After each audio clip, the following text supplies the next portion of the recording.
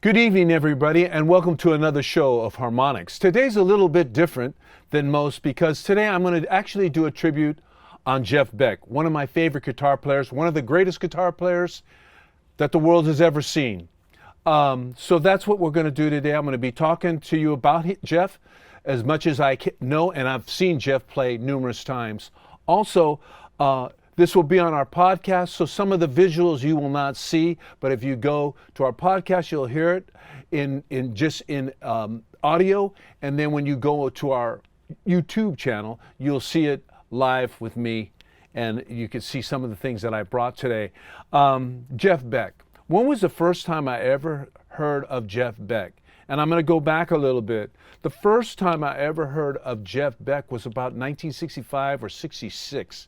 I knew he was a guitar player. He was a session player, and his good friend was Jimmy Page. At that time, they were both session men, young men, I should say, and it was Jimmy that actually said, "Hey, Jeff, why don't you play with this band called the Yardbirds?" Needless to say, at that time, the Yardbirds already had a big hit, like "I'm a Man," just some Heart of Soul, which I sang as a kid in high school back in the day, but a little bit further up in that time period. I was lucky enough to be raised in the 60s. It was a wonderful time. And it was kind of a loose era and also a lot of other different things. But we won't get into that. We'll basically get into what Jeff Beck meant to the music scene. And it was sad that he had died in January of this year. So I decided that, and my team, Chad and Sujoy, we decided to do a tribute to Jeff Beck. So here it goes. Jeff Beck to me was one of the great guitar players. He was an innovator. He had a sound that was so unique. He didn't use a pick, he used his thumb. He was influenced by the 50s groups back in the day. Les Paul, Buddy Holly, Bo Diddley, Muddy Waters, and also so many other different guitar players. But he started playing guitar and he found out that he was a very private person. He felt that it was better if he just stayed home and just played around. He was a very private person throughout his life. And really, I didn't really know that Jeff Beck was even sick. His last couple of shows were with Johnny Depp. His last couple shows, he actually performed in San Jose, at the San Jose Auditorium. I missed that show. I greatly regret it, but I have his albums. And talking about his albums, the first time I actually heard or seen Jeff Beck played at the Roll Arena in San Leandro. It was produced by the legendary promoter himself, Bill Correa. There was bands that opened up because Bill always opened up bands. I think Peter Wheat and the Breadmen played that night, and also Stanley and the Fendermen for sure. When Jeff Beck played at the Roll Arena, right on East 14th, right down the street, a couple miles, but right down the street from where we are today in our studios. They played, and they were absolutely sensational. At that time, there was the original Yardbirds, but they had two legendary guitar players and a bassist at that time, which was none other than Jeff Beck and his friend Jimmy Page. Why I say that was a very unique way to see that, but Bill Correa did that. He actually got great acts like Van Morrison and them, and you name Paul Revere and the Raiders, Neil Diamond. He would get those guys to play on his stages, but he also would have local talent to actually play with these guys. And what a thrill it was. Ken Sims was also a guitar player, and I think he was in the Just Five at that time, but I could be mistaken. Guess what? After the show, they didn't really have any place to stay. The Yardbirds went one way, and Jimmy Page and Jeff Beck stayed at Kim Sims' house, right up the street on Jackson, when it was a new housing track. New homes right over there, right over on Jackson. Jeff Beck and Jimmy Page spent the night with Ken Sims, and they played guitars, they talked about music. They said that Ken has told me some stories about, one day I'll get Ken, I'm going to get you on the show. And he could tell a better story than me, but they rocked out, and that's a little bit of history that happened right here in Hayward. Then Bill Correa came up to me one day and said, hey, you know what? I produced Jeff Beck, and Stanley and the Fendermen went down to the Avalon Room in, what's that place down in Catalina? That's right in Catalina, and they did a show. And with all these thousands of, hundreds of kids were out in front waiting for the doors to open. And at the time, Bill's going, where's Jeff Beck? Where is Jeff Beck? And so Jeff Beck came almost 2 hours late because he was such a lover, man. You know how musicians are. So anyhow, they played the show. They blew up Stanley and the Fendermen's gear. But the next day when they played again, they had brand new gear for Stanley and the Fendermen, and that would be Dana and also Bobby Manning, the late Bobby Manning.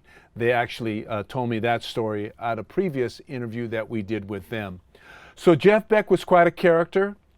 It was Jimmy that actually said, hey, let's go on tour. They came here and they played, not only did they play in Hayward and at Catalina, they went to San Ramon. And my brother-in-law, Richard Brees, found a poster of that show and gave it to me. Thank you, Richard. It's a prized possession of mine. I have it in a beautiful frame. You will see it or on the TV show, but it will be on the podcast too. But it was such a beautiful thing. And it only cost, they played at the San Ramon Valley Senior Center. And it only cost, are you ready? It only cost $2.50 to see the Yardbirds and the Sir Douglas Quintet, who used to sing the song, I think, she's about to move, whatever that may be. But I could be wrong, but I think I'm right. Anyhow, I'm going to go into some of the stuff that Jeff Beck did for me as when I was growing up.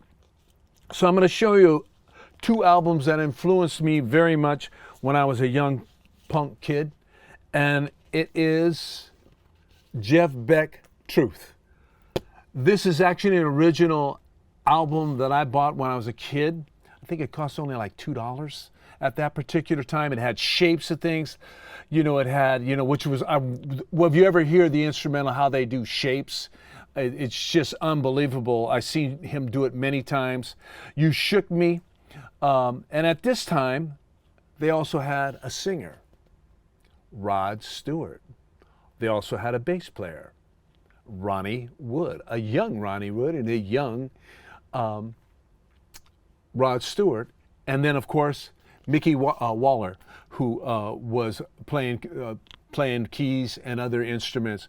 But this album was such a beautiful thing for me to hold, and it was such a great thing that actually hear, you know, when they were doing, you know, You Shook Me Baby by Willie Dixon.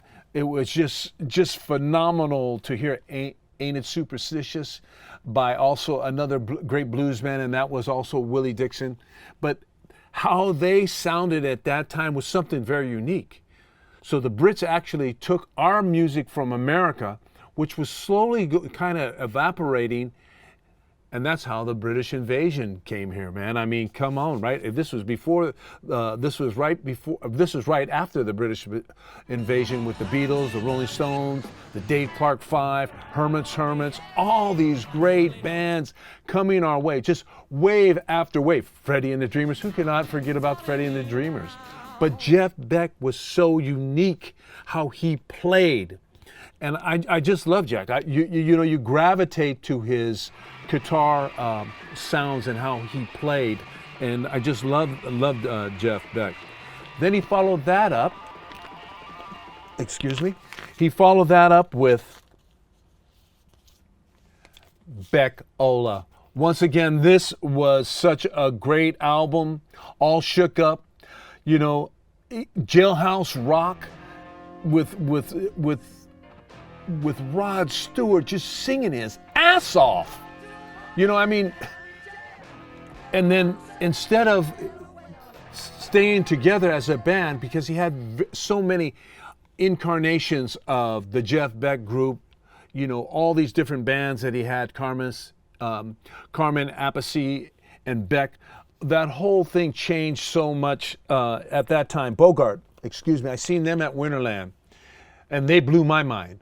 Bogart, Appice, and Beck, I was this close to them in front of the stage, watching these guys play, and Jeff Beck just kind of just blew it up. The whole band did. You know, I'm seeing Carmen Appice as a young man just tearing it up, just tearing it up. You got to remember, he was also with Vanilla Fudge, and that was Set Me Free, Why Don't You, Babe? I mean, they did that song back in the day, and believe me, at that particular time when that album came out, I must express this. I was on psychedelics, and it was really badass to do that. So I've actually followed Jeff in so many different genres that he's done.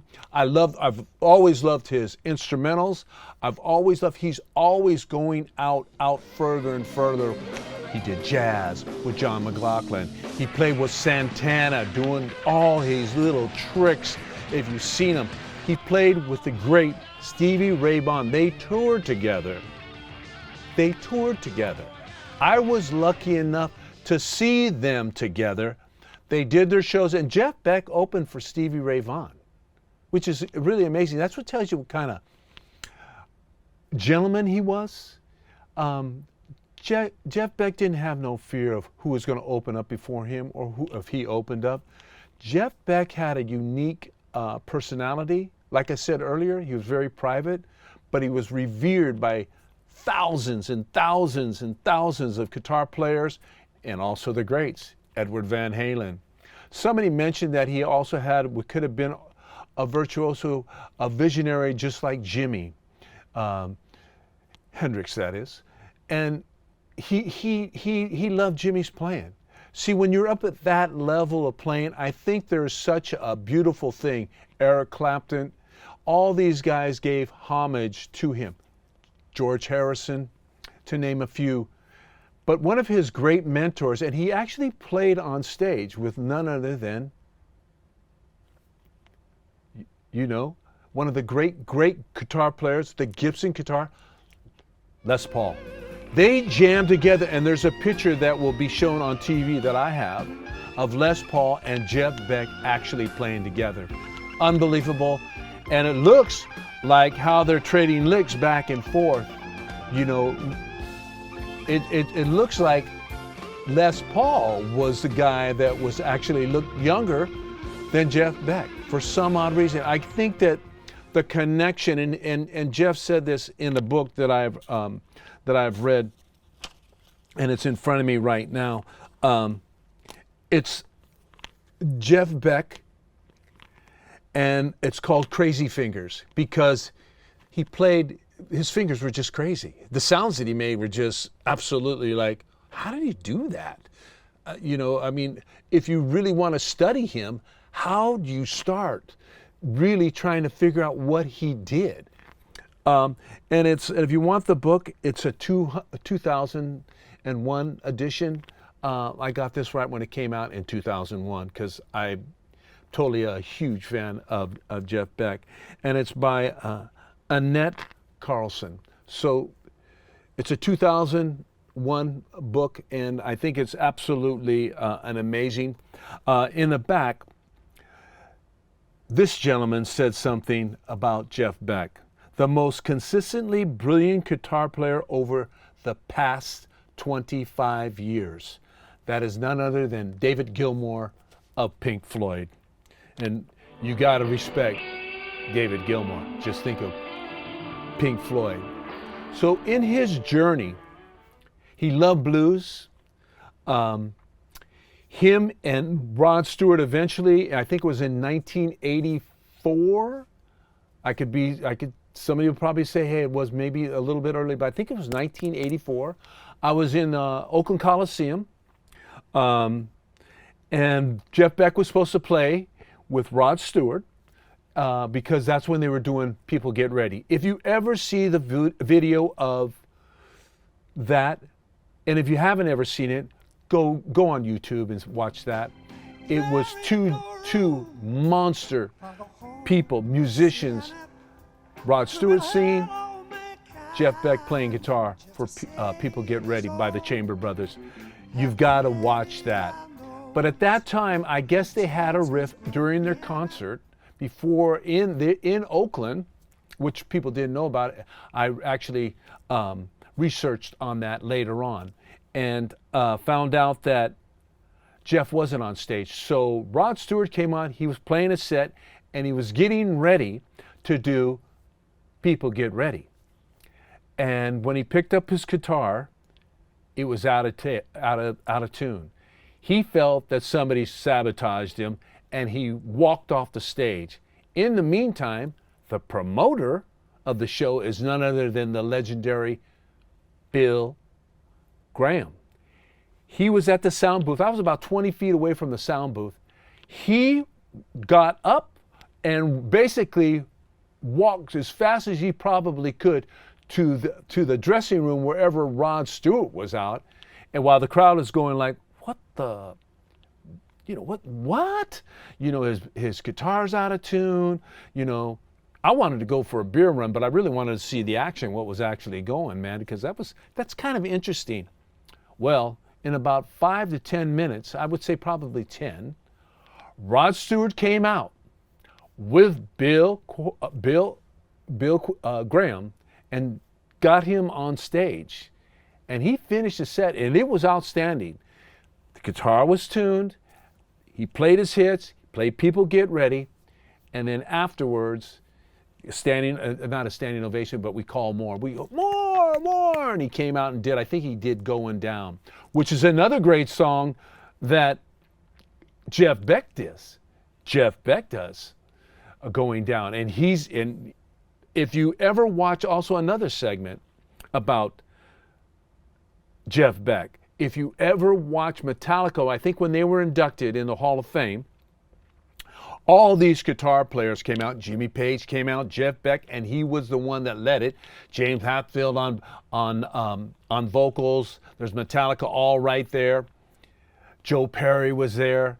All these different great guitar players, and they played Train Kept a Running All Night Long, with Jeff starting bum, bum, bum, bum. And you know how it goes, it's like chug-a-lug. Doon, doon, doon, doon, doon, doon, doon, doon, doon, doon, doon. Train kept a rolling. If you ever get a chance, I'm serious. If you ever get a chance to see it, go to YouTube too. I'm a YouTubie, and you can see Blue Voodoo on YouTube too.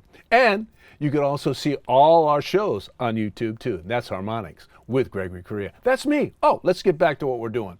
Anyhow, I brought another album out that I just liked. My nickname back in the day was, and I'm going to hold on because I got a little bit of notes here, was Flash. You got to remember he was also a model and he dressed really good. So my nickname was Flash back in the day when I was 18, 19, playing in a band called Peak. But this is a very good album, and you see it's a very young-looking, suave Jeff Beck, just being so suave. He's just badass, period. He was also in his hot rods. He loved cars. He loved cars. He did an album that was just great about cars. This is one of my favorite albums also. This is a Priceless album. They did Ain't It Superstitious. This is really one of my favorite songs of all time. Black Cat Moan, Superstitious by Stevie Wonder. This is also a mint condition. You can tell at the back I use it an awful lot, but I actually seen these guys do this live, and they kicked ass. It's a memorable one. Really, to tell you the truth, I'm really sad, and he's playing his Seafoam guitar, his Fender. Absolutely amazing. Got to see that up close and personal. At that time, I was really, in my own life, I was actually moving along. And I told you that he had different incarnations in his band. This is the Jeff Beck group again, reincarnated with Max Middleton and Trench and the great drummer Cozy Powell. We just posted that on our Facebook page from our podcast of this particular show. They were great. We used to do Going Down. They did Going Down. And it was just, this is a great album. We used to do, my band at that time was PG Stone Band. We did the song called Glad All Over, not the DC5, a different version. And I was really into Jeff Beck Band. And my guitar player, Paul Stone, which is another story, was just real great. And Bob Trench did a great job on all of this. It was a really a great band. Max Middleton also was the one that actually gave Jeff Beck more knowledge about jazz and things like that, headed him into that area. So, in closing, there's some songs that I really like that Jeff did. One is Day in a Life, A Day in a Life in 2000 from the Truth album, Beck Bolero. I think that's wonderful.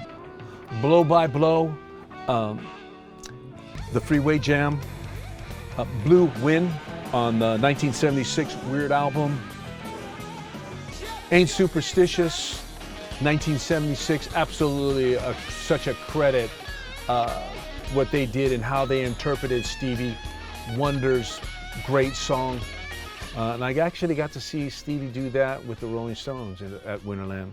Of course, Going Down, what I just talked about with the Jeff Beck group with Bob Tench, Cozy Powell, Max Middleton. They were just crazy. But my favorite song really has always been People Get Ready. I guess it's because Rod Stewart and him collaborated, and I just like how People Get Ready is. It brings me back to when I was a young kid, when I actually watched the Chamber Brothers play People Get Ready. I sang that song when I was 14 years old. It still resonates with me, that song. Jeff Beck did it in such a high standard of playing and how he did it, but I definitely wish that all of you really are, if you have the opportunity to see Jeff Beck, get yourself People Get Ready, because it's a spiritual song and it kind of lifts you up a little bit. Jeff Beck, in so many words, was an incredible guitar player, an incredible human being.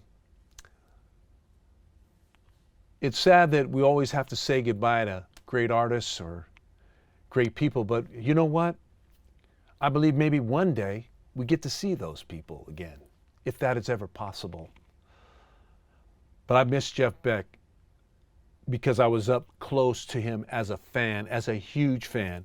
I've collected numerous albums by him. I couldn't bring all my albums so that you could see him. I brought some of my favorites. All I can say about Jeff Beck is that he is an innovator, a searcher, never losing sight to keep moving the guitar, keep moving the guitar to a different level.